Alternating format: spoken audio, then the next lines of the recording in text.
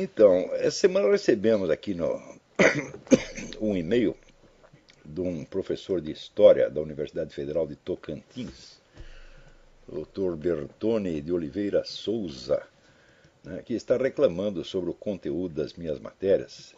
Diz ele aqui, ao ler os textos e assistir os vídeos do seu site, né, algumas questões me pareceram muito preocupantes.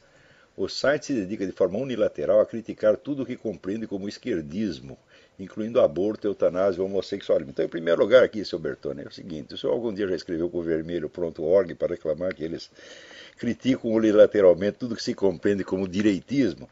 Não. Então quer dizer que no Brasil já se tornou normal você ter milhares de sites de esquerda que criticam a direita. Tem um de direita que critica a esquerda. Isso é muito preocupante, o homem está muito preocupado, né?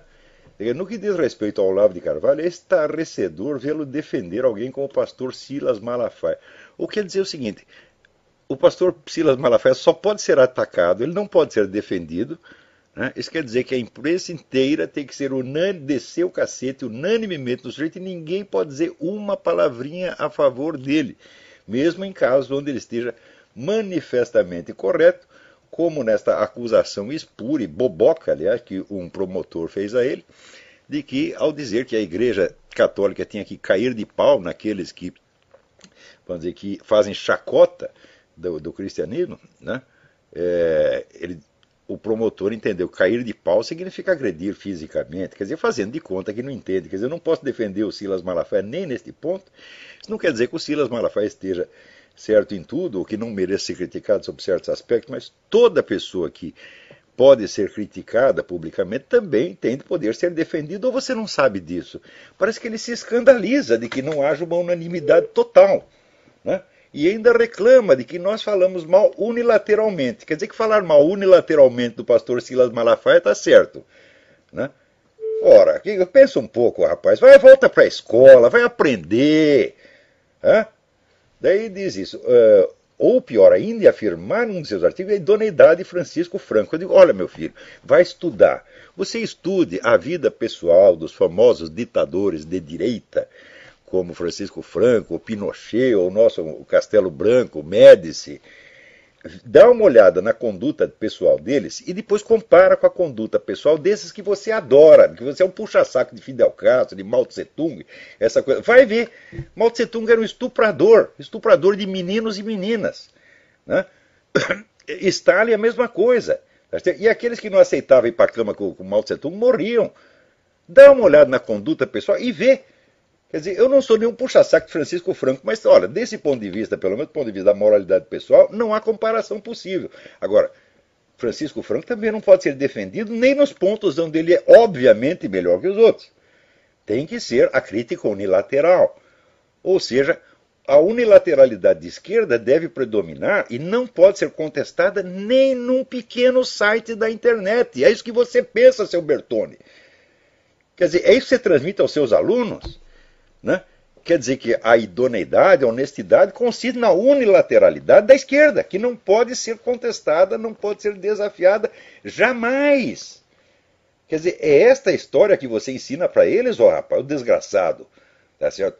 Daí disse a ele, ora, ele escreve errado pra caramba, é um analfabeto, isso deixa de levar em consideração a memória traumática que a sociedade espanhola guarda da ditadura franquista, chegando a manifestar seu protesto contra uma das instituições que mais apoiou a Igreja Católica quando da última visita do Papa àquele país.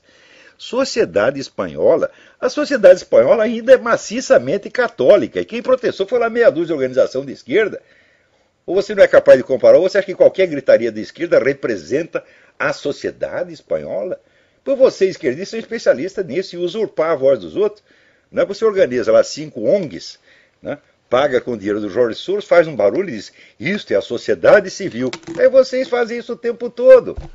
Daí, como historiador, você não é historiador coisíssima nenhuma, você é um professor de história, você não escreveu nenhuma obra historiográfica que mereça atenção, você é incapaz de escrever a história de um time de futebol. Né? Como historiador, não posso deixar de notar outras absurdidades históricas, como na afirmação de Olavo de Carvalho, de que houve mais distribuição de renda na ditadura militar brasileira do que em anos recentes.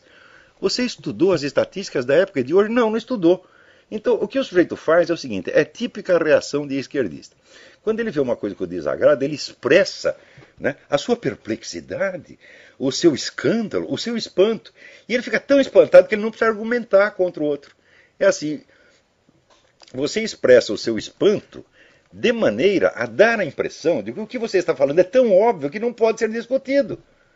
Porque se começar a discutir, você vai se dar muito mal. Então você chega e diz, é muito preocupante, estou aqui chocado, né? Ora, você está, como é que diz, fazendo teatro. Você não é capaz de discutir comigo, mas nem 5 minutos, rapaz. Eu, como historiador, você não é historiador merda nenhuma, porra. E, olha aqui, eu não sou historiador profissional, mas eu pelo menos participei da equipe de uma obra monumental sobre o Exército na História do Brasil, em 3 volumes, né, publicada pela Biblioteca do Exército. Então eu tenho alguma obra historiográfica da qual, como diria o Lula, eu posso me gambar. E você? Você escreveu a história de uma escola de samba, rapaz? Então aqui, maior ainda, silenciar sobre a participação da sociedade no governo Goulart. Participação da sociedade no governo Goulart? Eu sei que a sociedade brasileira, esta assim, em peso, saiu às ruas na maior manifestação pública que já houve, para pedir a derrubada do governo Goulart e apoiar o golpe militar. Isso aconteceu, ou você não sabe, você não é capaz sequer de consultar a mídia da época, rapaz. E se você pegar manifestações como as diretas já, foi fichinha perto do que aconteceu na época. Vai estudar um pouco, rapaz. Em termos recentes, os colunistas, nas propostas de reforma agrária e educacional que foram podadas pelo golpe. Reforma educacional, olha, eu conheço, por exemplo, a história da Universidade de Brasília.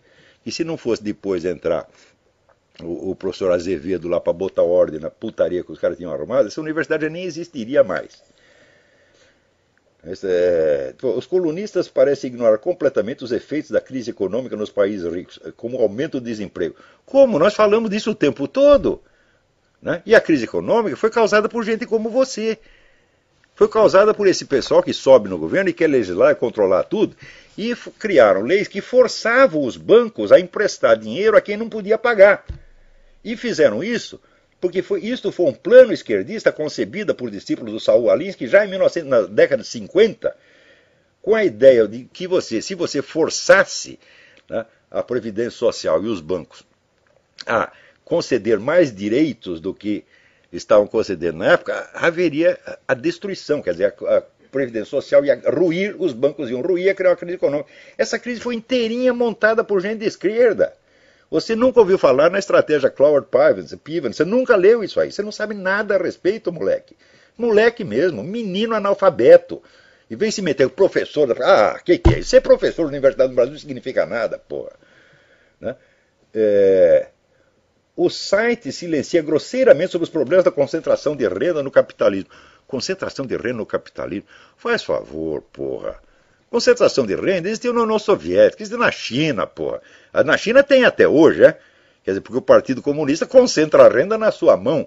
Quer dizer, concentração de renda supõe que você tem uma autoridade, tá certo, que controla a economia. Tá certo? E daí, só quem tem acesso ao governo, só os amiguinhos do governo é que se beneficiam disso. E isso é exatamente o que vocês esquerdistas fazem, porra. Você pega o anuário da Heritage Foundation, que é o índice de liberdade econômica no mundo, e você vê, compare lá os números.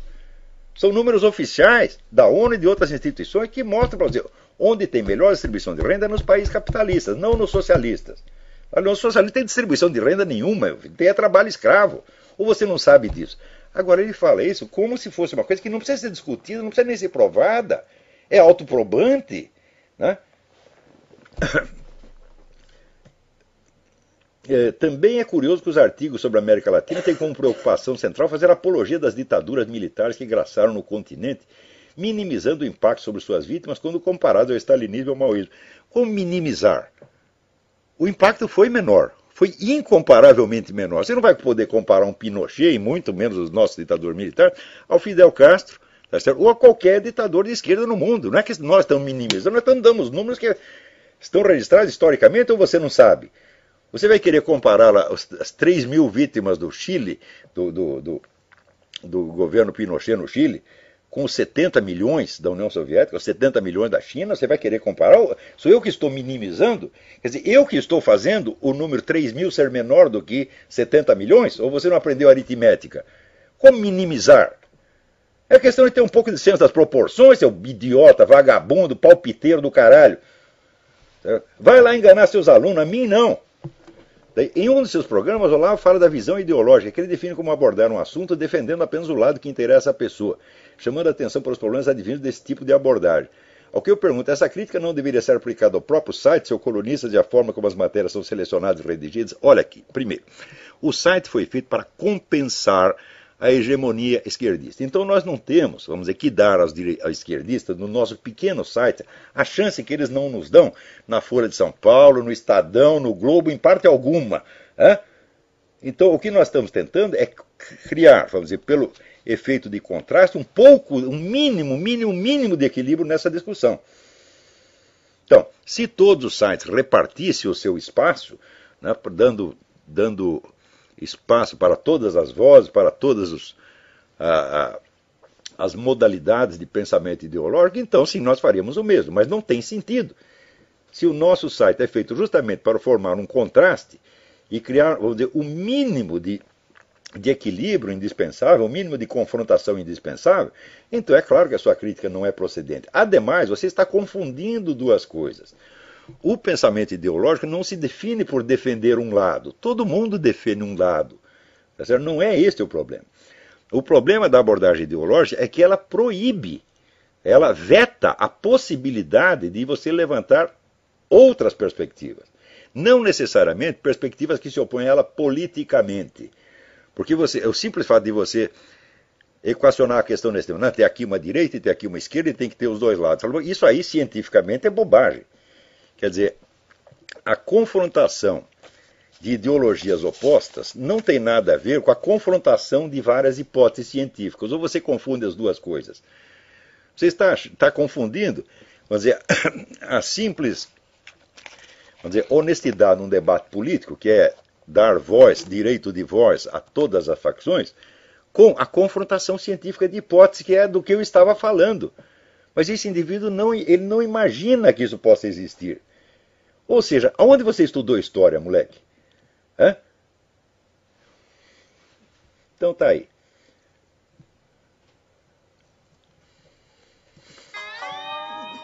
Isso é só mais um bobão que vem se meter no que ele não entende. O pior é o seguinte, professor universitário no Brasil é quase tudo assim.